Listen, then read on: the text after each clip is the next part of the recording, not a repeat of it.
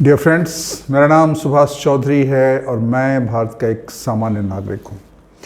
आज का वीडियो बहुत इम्पोर्टेंट है हमारे सारे सीनियर सिटीज़न फ्रेंड्स के लिए, दोस्तों के लिए, मित्रों के लिए, उन सारे दोस्तों के लिए, उन सारे बुज़ुर्ग साथियों के लिए जिनकी उम्र 55-60 से ऊपर हो गई है, 65, 70, 75 जो भी है। अगर वो बुज़ुर्ग हो गए हैं, अगर वो सीनियर सिटीज़न हो गए हैं, अगर वो रिटायर्ड हो गए हैं और अगर उन्होंने एक्टिव लाइफ बहुत ज़्यादा उनकी लाइफ एक्टिव नहीं है, तो उन सब लोगों के लिए ये वीडियो बहुत ही इम्पोर्टेंट है, बहुत ही ज़रूरी है। आज हम ऐसे राज की बात करेंगे, ऐसे मंत्र दूंगा, ऐसी चीज़ें बताऊंगा कि आपके जीवन में एक बहुत बड़ा बदलाव आएगा। अगर आप सीनियर सिटीज़न हैं तो, नहीं है तो भी ये काम आएगा, लेकिन ख़ासकर ये जो वीडियो है ये हमारे बुज़ुर्ग साथियों के लिए, हमारे रिटायर्ड फ्रेंड्स के लिए, सीनियर सिटीज़न के लिए, वरिष्ठ नागरिकों के लिए बनाया गया है। देखिए, ज़िंदगी में जब इंसान काम करता है, काम करते बहुत सारी चीज़ें करता है, जिसकी जो पावर होती है, जिसकी जो योग्यता होती है, जिसकी जो क्षमता होती है, वो अपने क्षमता के हिसाब से काम करता है। और हर इंसान की अपनी एक अलग यात्रा होती है, अपनी एक ज़िंदगी होती है, अपना एक मकाम होता है। बहुत लोग काफ़ी सक्सेसफुल होते हैं और बहुत सारे लोग बहुत सक्सेसफुल नहीं होते हैं। जब हम सक्सेस की बात करते हैं तो success in terms of money, in terms of position, in terms of wealth, in terms of recognition the society, समाज में सम्मान, प्रतिष्ठा, धन, वैभव, इसको हम सक्सेस मानते हैं। और भी तरह की सक्सेस हैं, जैसे बच्चों की सफलता, पारिवारिक जीवन सुखमय होना, ये सब सक्सेस का पैमाना है।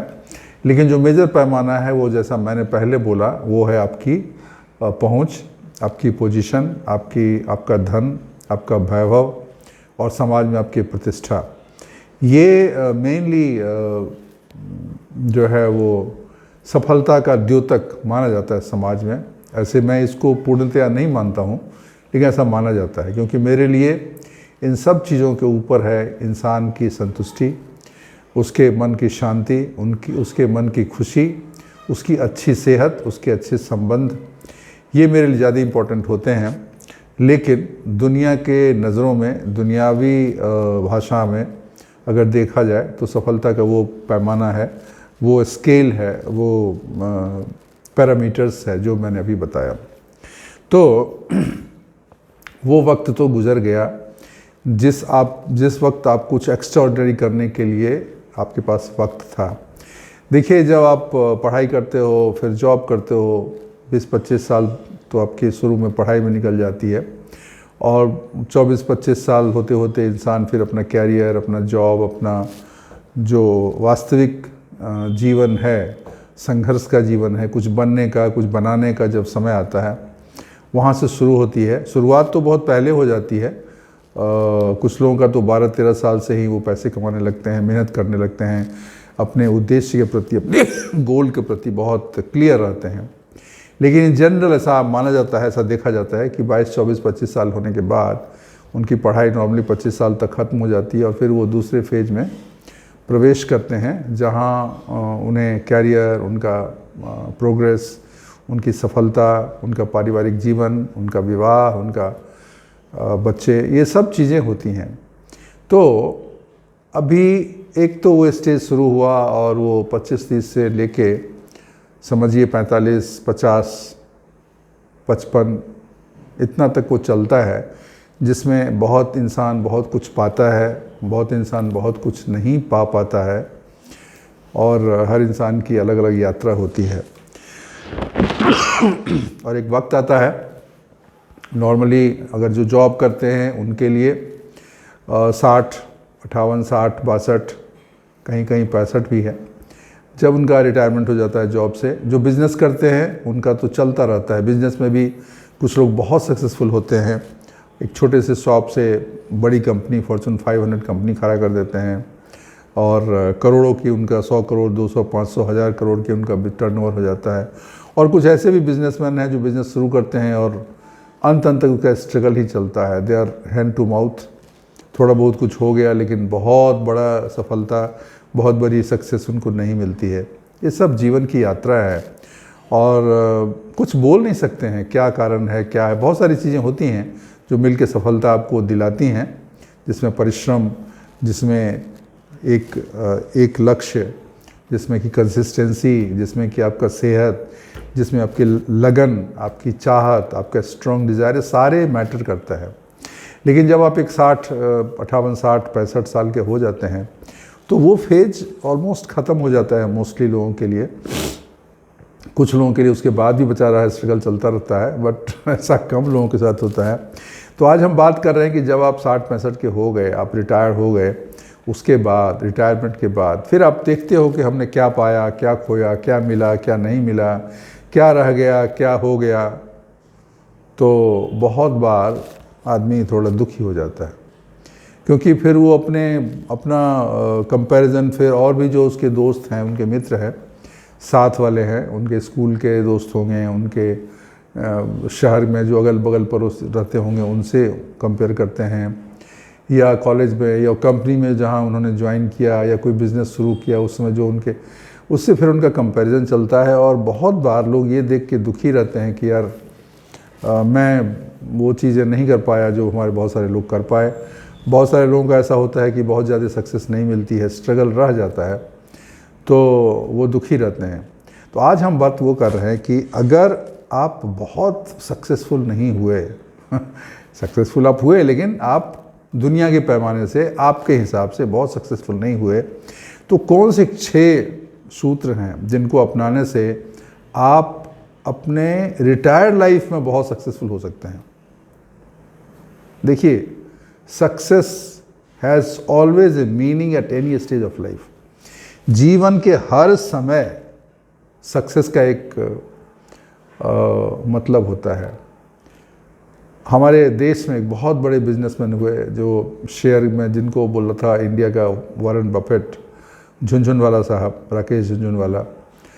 और उन्होंने बहुत जीरो से शुरू करके उन्होंने करोड़ों के, अरबों की संपत्ति इकट्ठा की, और सिर्फ शेयर मार्केट से उन्होंने अरबों रुपए कमाए। उनके बहुत एम्बिशियस प्लान्स भी थे। आकाशा एयर उन्हीं का है, आकाशा एयर जो भी फ्लाइट चल रही है, लेकिन वो आकाशा एयर के इनॉग्रेशन को भी नहीं देख पाए। 60 साल की उम्र में, 62 साल की उम्र में शायद उनका देहांत हो गया। तो धन तो उन्होंने बहुत कमाया, क्या जीवन में सफल हुए? मैं बोलता हूँ नहीं हुए। और उन्होंने खुद भी इस चीज़ को माना अपने अंतिम समय में कि मैं पैसे कमाने पर तो बहुत ध्यान देता रहा, लेकिन मैंने अपने सेहत पर ध्यान नहीं दिया, अपने हेल्थ को कंप्रोमाइज़ किया, अपने हेल्थ के प्रति सतर्क नहीं रहा, और इस वजह से वो बीमार रहने लगे और बाद में उनकी 60 साल में, 62 साल में डेथ हो गई। तो क्या उनका जीवन सफल था? धन के मामले में, बाकी चीज़ों के मामले में सफल थे, लेकिन सेहत के मामले में, जीवन की जो सफलता होती है, जिसमें हैप्पीनेस भी आता है, जिसमें कि अच्छी सेहत आती है, जिसमें कि आनंद आता है, उसमें वो सफल पूरी तरीके से तो नहीं हुए, क्योंकि 60 साल is not the age for death. तो आज हम बात करते हैं कि एक स्टेज है, हर टाइम एक सक्सेस का पैमाना होता है। आपके जॉब के टाइम में आपका सक्सेस है, आपके कैरियर के टाइम का सक्सेस है। अच्छा, आप अच्छे किसी कंपनी के डायरेक्टर हो गए, आप रिटायर हुए, किसी आप सरकारी विभाग में आप IAS सीनियर DGP होकर रिटायर हुए, कमिश्नर होकर रिटायर हुए, या किसी कंपनी के आप CEO होकर रिटायर हुए, वो एक सक्सेस है पद का। और फिर है धन का, कि आपने जो है 50 करोड़ जमा कर लिया, 10 करोड़ जमा कर लिया, 5 करोड़ जमा कर लिया, 100 करोड़ कमा लिया बिजनेस से या जैसे भी। तो ये सब पैरामीटर्स है सक्सेस के in your life, in your career. लेकिन 60 के बाद वो पैमाना बदल जाता है, वो पैमाना बदल जाता है। उसके बाद पैमाना क्या रह जाता है? आपकी सेहत, आपकी हैप्पीनेस, आपकी खुशी, आपका संबंध, आपका रिलेशनशिप, आपका सम्मान समाज में, घर में, परिवार में, आसपास, वो इम्पोर्टेंट हो जाता है। तो सक्सेस का पैरामीटर ओल्ड एज में बदल जाता है। सक्सेस का पैमाना ओल्ड एज में बदल जाता है। आप कितने भी करोड़पति हो गए, आपने लाखों करोड़ों कमा लिया, लेकिन 70 साल की उम्र में आपको कोई देखने वाला नहीं है। You have so much money in your account in your bank, but there is nobody to look after you. Your children are not coming to see you. आपके बच्चे आपको देखने के लिए नहीं आ रहे हैं, आपके रिश्तेदार आपको देखने के लिए नहीं आ रहे हैं, आपके पड़ोसी आपसे बात नहीं करते हैं। आप बीमार पड़े हो घर में, हॉस्पिटल का आप पेड नर्स पड़े हुए हैं, आप डॉक्टर आपका इलाज कर रहा है, लेकिन आप you are unhappy, nobody is going to care for you. तो वो सक्सेस है क्या? नहीं, वो सक्सेस नहीं है।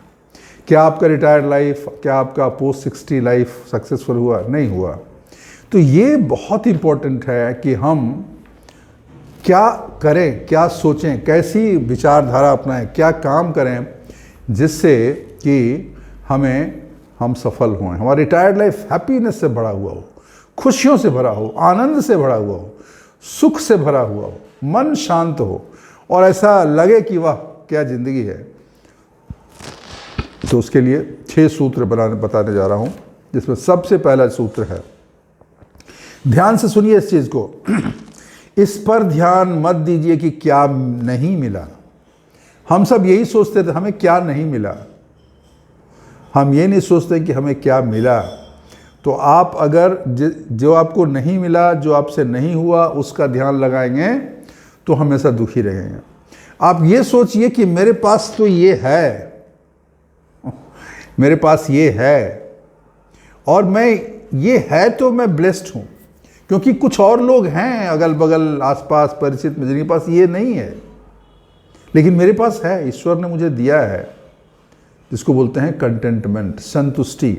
तो जब आपका फोकस इस पे रहेगा कि आपके पास जो है उसको अप्रिशिएट कर रहे हैं, और जो चीज़ आपके पास नहीं है उसकी कोई इच्छा आप नहीं रखते हो, उसके लिए कोई आपको अफसोस नहीं है, जब ये स्थिति होगी तो आपकी मानसिक स्थिति बेहतर हो जाएगी। देखिए खुशी क्या है, हैप्पीनेस क्या है? You tell me, what is happiness? Happiness is only a mental status. जब आपका लड़का आपको हाथ पकड़ा के कहीं खिलाने ले जाता है, बिठाने ले जाता है, पापा कैसे हो, आपको मुंह में खिलाता है, आपको देखकर स्माइल करता है, आपके गले से लिपट जाता है और खुश हो जाता है, उस हैप्पीनेस का क्या कोई उसका मोल है क्या? उसका कोई पैसा है क्या? उसका कोई वैल्यू है क्या? उसको क्या आप माप सकते हो? नहीं माप सकते हो ना। बट वो हैप्पीनेस है ना, वो हैप्पीनेस है। कोई आपके साथ बदतमीजी करे, आपका अपमान करे, लेकिन आपको 1000 रुपये की थाली खाने के लिए दे दे, वो आपको अच्छा लगेगा? या कोई आपको सिंपल दाल रोटी सब्जी दे लेकिन आपको सम्मान करे, आपकी इज्जत करे, खड़े रहे, पापा और लीजिए थोड़ा, और ये थोड़ा सब्जी लीजिए, थोड़ा दाल लीजिए, अरे पापा आप खाते नहीं, थोड़ा पानी पीजिए, वो अच्छा लगेगा। नेचुरली आपको दूसरा वाला चीज़ ज़्यादा बेहतर अच्छा, क्योंकि वहाँ सम्मान है। एक चीज़ ध्यान रखिए, ये मैं सिर्फ बुजुर्गों को नहीं बोल रहा हूँ, सारे लोगों को बोल रहा हूँ जो जिनके साथ बुजुर्ग रहते हैं। ओल्ड एज में what is most important is respect. आप अपने फादर को कुछ न दें, बहुत सिंपल खाना पीना दें, उनके लिए आप एक्स्ट्राऑर्डिनरी कुछ न करें, महंगे गिफ्ट न लाएं, उनके लिए महंगे खाना न लाएं, आप उनकी दवाइयाँ देते रहिए, उनका ध्यान रखिए और उनकी इज्जत करें, उनका सम्मान करें। इंसान बुढ़ापे में टूटता है सिर्फ अपमान से, आप याद रखना। इंसान मरता है सिर्फ अपमान से, इंसान बीमार होता है बुढ़ापे में सिर्फ अपमान से और तिरस्कार से।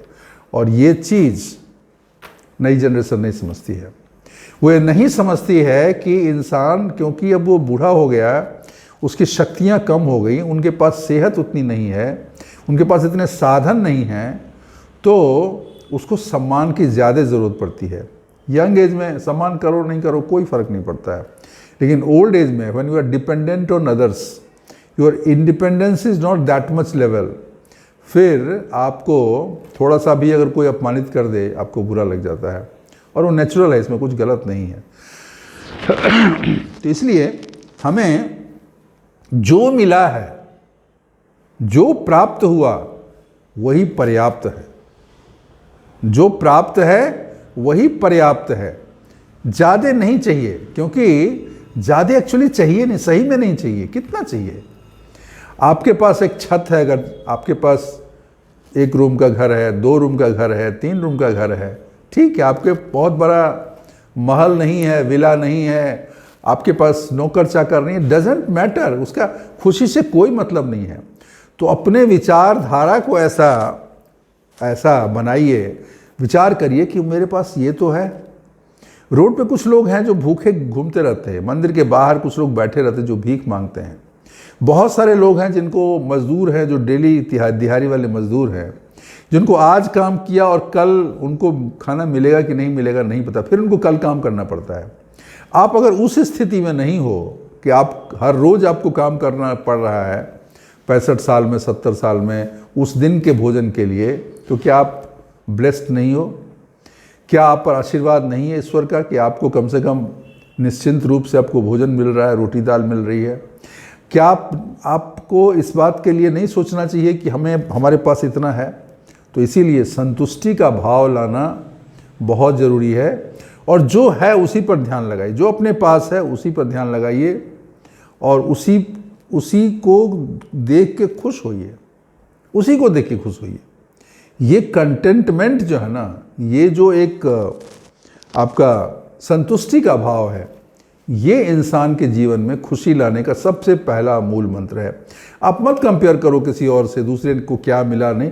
हर इंसान की यात्रा अलग है, हर इंसान के जीवन अलग है, हर इंसान का उपलब्धि अलग है, क्योंकि हर इंसान अलग है भाई, हर इंसान अलग है। याद रखिए, दुनिया में करोड़ों अरबों लोग आज तक पैदा हुए, मर गए, और करोड़ों लोग अभी हैं, अरबों लोग हैं, 150 करोड़ तो भारत में ही है।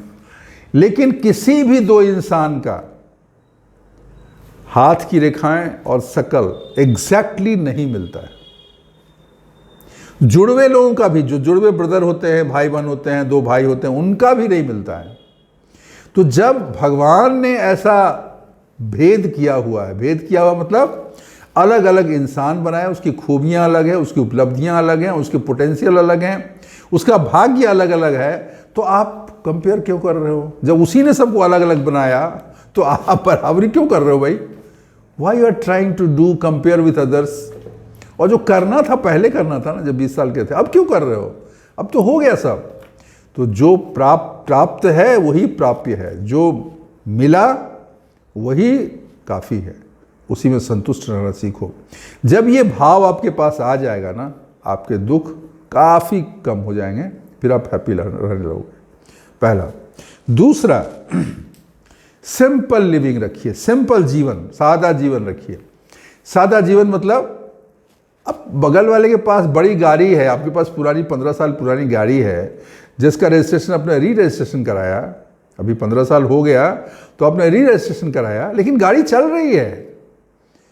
गाड़ी में बैठते हो तो स्टार्ट होती है भाई, एक जगह से दूसरी जगह वो ले जा रहा है, ठीक है ना? किसको दिखाना है आपको? अभी कहाँ, किसको दिखाओगे, कितना दिखाओगे? दिखावा के पीछे पड़ोगे, जीवन में कुछ नहीं बनेगा, क्योंकि एक से एक है। आपके पास अगर मान लीजिए ऑल्टो कार है, ठीक है ना, मारुति की ऑल्टो है, तो अब देखते हो बगल में यार जो है उधर बड़ी गाड़ी आ गई कोई, ठीक है ना, नेक्सा आ गई मारुति की, या और कोई गाड़ी आ गई, तो उसके ऊपर भी और है, टोयोटा की आ गई, इनोवा आ गई, और भी बड़ी आ गई, किसी के पास वॉक्सवैगन आ गई, और बड़ी आ गई, किसी के पास रोल्स रॉयस आ गई, किसी के पास ऑडी कार है। कोई लिमिट है क्या? नहीं है ना।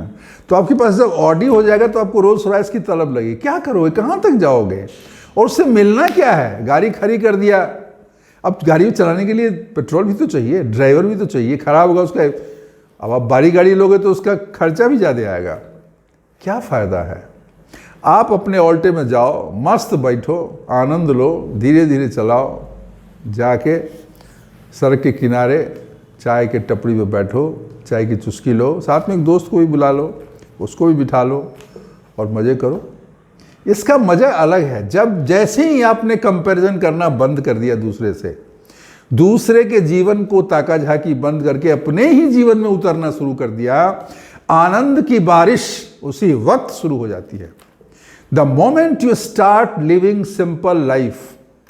बहुत सारे लोग होते हैं, मैंने देखा है लोगों को, पति हैं, पत्नी हैं, सिंपल जीवन है उनका, उनके पास कोई बड़ी सिंपल सा 1-2 रूम का घर है, छोटे से जगह पे रहते हैं, एक पुरानी कार है जो उन्होंने जॉब के टाइम में लिए थी, उसको भी एकदम मेंटेन करके रखा हुआ है, उसी पे घूमते हैं, सादा रोटी दाल चावल सब्जी खाते हैं, किसी को कुछ दिखाना नहीं है, जितना उनके पास पैसा उसमें बिल्कुल आनंद मनाते हैं, आनंद मनाते हैं।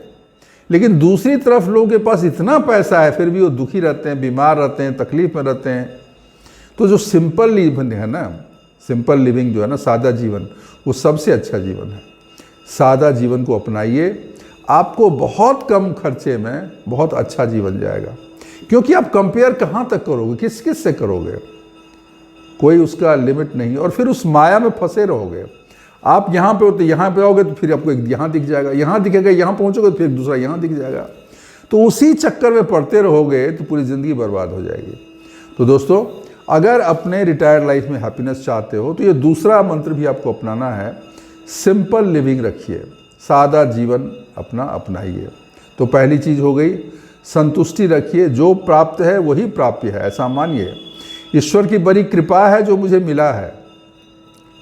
पहली चीज़ संतुष्टि, कंटेंटमेंट, आत्मसंतोष, और दूसरी चीज़ है सिंपल लिविंग, सादा जीवन रखिए, सादा विचार, सादा जीवन, सादा भोजन।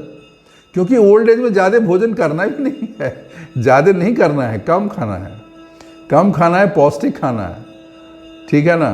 तो ये चीज़ आपको दो चीज़ करनी है। और तीसरी चीज़ आ गई इसी विषय पे, रिलेशनशिप। जो होशियार लोग होते हैं वो रिलेशनशिप में इन्वेस्ट करते हैं, रिलेशनशिप में इन्वेस्ट करते हैं। इन्वेस्ट करने का मतलब ये नहीं कि आप किसी रिश्तेदार को, अपने पोते को, अपने भतीजी को, अपने भाई को, अपने नाती को महंगी चीज़ें दिए, नहीं, उनके साथ थोड़ा समय बिताइए, उनके साथ खेलिए, उनको कहानियाँ सुनाइए, उनके पास जो आपको ज्ञान है, आपको सद ज्ञान है, अच्छा ज्ञान है, उनको बताइए, उनको सिखाइए, उनको हैंडराइटिंग कैसे सुंदर बनाया जाता है ये सिखाइए, उनको महाभारत की कहानियाँ सुनाइए, उनके रामायण की कहानियाँ सुनाइए, उसमें पंचतंत्र की कहानियाँ सुनाइए।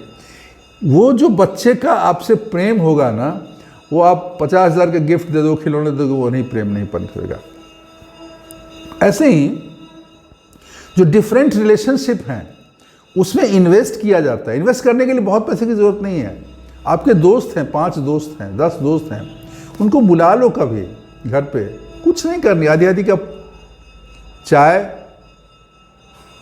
आधी प्याली चाय, कितना लग जाएगा, 5 लोग आए तो 2.5 चाय बनाओगे भी तो 5-10 रुपये से ज़्यादा नहीं लगेगा। घर में बनाते हो तो मंगाओगे तो भी 20-25 रुपये से ज़्यादा नहीं लगेगा।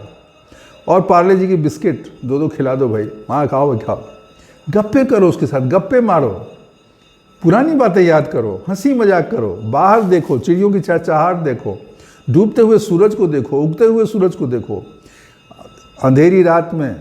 और जब अंधेरी रात खत्म होने के बाद जब चंद्रमा निकलता है, पूर्णिमा के चांद को देखो ना, आकाश में तारे देखो कितने हैं, गिनो ना उसको। ये प्रकृति से जब प्रेम आपका बढ़ेगा और जब आपके रिलेशनशिप है उसमें आपने इन्वेस्ट किया, कोई फरेब नहीं, कोई झूठ नहीं, कोई मक्कारी नहीं, कोई कहानी नहीं, कोई भाव नहीं, कोई अपने को दिखाना नहीं, अपने को न साबित करना न दिखाना, कुछ नहीं करना, इतना सहज जीवन हो जाएगा। आप करके देख लेना, जो लोग करेंगे वही जानेंगे, इतना आपको आनंद आएगा। कुछ भी नहीं दिखाना है, कुछ भी किसी से बनना नहीं है, जो है सो है, मेरे पास यही है बस, हम इसी में खुश हैं, हमें नहीं चाहिए कुछ। द हैप्पीनेस, और आपकी हैप्पीनेस देख के लोग जलने लगेंगे, यार इतना हैप्पी क्यों है यार, why is so happy, he doesn't have enough money but he is so happy, because happiness is not dependent on money. Happiness is a stage of mind that you can bring. वो एक मानसिक अवस्था है खुशी की, जो आप सीख करके अपने विचार को सही करके, अपने जीवन दर्शन को सही मार्ग पे लाके वो खुशी आप प्राप्त कर सकते हो। तो तीसरी चीज़ हो गई, अपने रिलेशनशिप में इन्वेस्ट करिए, अपने दोस्तों में, अपने रिश्तेदारों में, अपने बच्चों में, अपने लड़के में, लड़की में, पोते में, पोतियों में, अड़ोसी पे, पड़ोसी पे, उनके साथ समय बिताइए, उनके साथ अच्छी बातें करिए, उनके साथ हंसी मजाक करिए। उससे जो रिलेशनशिप बनेगा वो किसी धन, किसी गिफ्ट, किसी चीज़ से नहीं बनेगा। 3 चीज़ हो गई। चौथी चीज़, हैव ए पर्पस। आप अगर रिटायर हो गए तो you are not useless, you have not lost your value. लोगों को लगता है कि मैं रिटायर होगा तो मेरी अब कोई वैल्यू नहीं। No, please don't think so. आप जॉब में नहीं, इसका मतलब ये नहीं कि आपकी वैल्यू नहीं है, आपकी बहुत वैल्यू है। You should recognise your value. आपको अपनी वैल्यू पहचाननी होगी। जब अपनी वैल्यू को पहचानोगे फिर लोग आपकी वैल्यू को पहचानेंगे। इसीलिए कभी भी मैं सब लोगों को बोलता हूं, जो भी रिटायर्ड हो लोग हैं, जो लोग भी कभी काम नहीं कर रहे हैं, वो कभी भी अपने में हीनता का भाव मत लाएं, क्योंकि आप अपनी शक्ति को नहीं जानते। आप हनुमान हो जो भूल गया है कि मेरी शक्ति क्या है। मैं जामबंद हूं, आपको याद दिला रहा हूं। शक्तियां बहुत हैं, आपने ध्यान नहीं दिया। शक्तियां अभी भी हैं। काम आप अभी भी कर सकते हो, मेहनत आप अभी भी कर सकते हो, सेवा आप अभी कर सकते हो, अनुभव आप अभी भी बांट सकते हो, और उस अनुभव के आधार पर कोई लेने वाला नहीं तो खुद ही काम कर सकते हो। तो कोई भी यूजलेस नहीं होता अनलेस अनटिल उसने खुद अपने को यूजलेस नहीं मान लिया। तो उसके लिए एक पर्पस रखिए, एक उद्देश्य रखिए। छोटा उद्देश्य हो, बड़ा उद्देश्य हो, एक उद्देश्य रखिए। किसी को गीत सीखने का उद्देश्य है, एक पर्पस मिल गया, वो गीत सीख रहा है। किसी को धर्म ग्रंथ पढ़ने का उद्देश्य हो गया, वो धर्म ग्रंथ पढ़ रहा है। कोई फिलॉसफी का स्टूडेंट बन गया, हिंदू या भारत का जीवन दर्शन उसका अध्ययन कर रहा है। वो दर्शन अपने आप में जीवन में एक नई दृष्टि ले आएगा। आप सोच के तो देखो, आप अपना टाइम वेस्ट मत करो आप, क्योंकि देखिए ओल्ड एज में what is most important the time. आप कहोगे ओल्ड एज में तो टाइम ही टाइम रहता है, टाइम ही टाइम रहता है, लेकिन उसको यूज करने के लिए टाइम चाहिए ना। आप यूज करोगे तो आप बहुत कुछ पालोगे मतलब मैं ये नहीं बोलूँ बहुत धनी हो जाओगे। यूज कर लोगे तो एक आत्मशक्ति आएगी।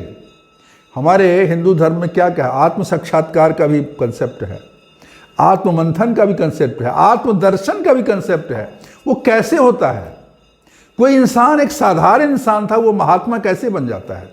एक मानव जो सिंपल था वो महामानव कैसे बन जाता है?